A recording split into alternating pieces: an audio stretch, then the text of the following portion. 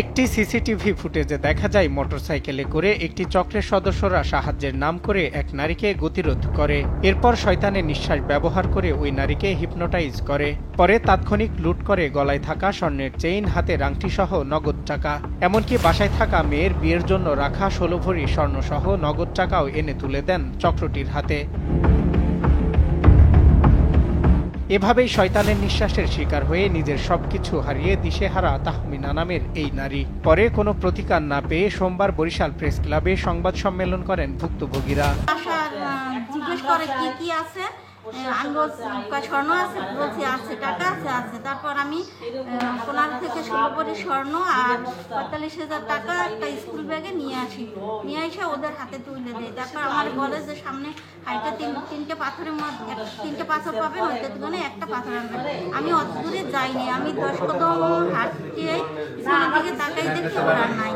তখন তো আমি পাগলের মতো হয়ে গেছি। ভুক্তভোগীরা অভিযোগ করে বলেন, চক্রটি শয়তানের নিঃশ্বাস ব্যবহার করে মানুষকে মুহূর্তেই অচেতন করে ফেলে। এরপর কাছে থাকা সমস্ত কিছু লুট করে নেয় চক্রটি। পরে অপরাধীদের বিরুদ্ধে প্রমাণ দিতেও কঠিন হয়ে পড়ে, ফলে আইনি প্রতিকার পেতেও হিমশিম খেতে হয়। 20 তারিখ সকাল 6:30 নাগাদ, এবং এই যে অন্যান্য ভুক্তভোগী যারা আছেন এদেরকেও এই টাইমটাতেই ওরা অ্যাটাকটা করে, 6টা থেকে 7টার ভিতরে।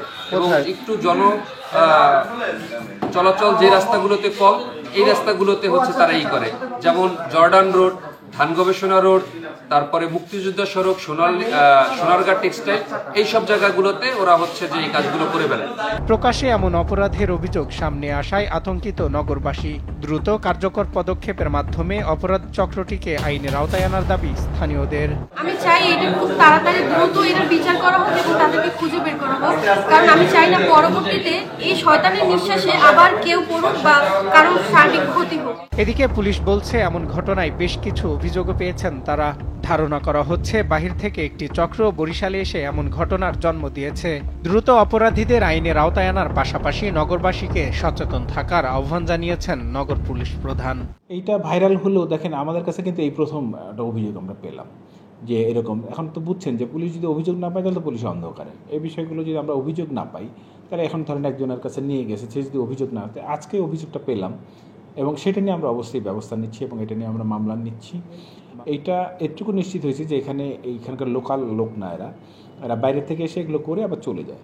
তো এখন এইটাই আমরা ফাইন্ড আউট করার জন্য আমি অলরেডি আমাদের গোয়েন্দা সংস্থা থেকে শুরু করে সবগুলোকে বলে দিচ্ছি এবং দেখবেন যে যেহেতু মামলা হচ্ছে আমরা এটা সিসি ফুটেজ পর্যালোচনা করে এটাকে ফাইন্ড আউট করবো।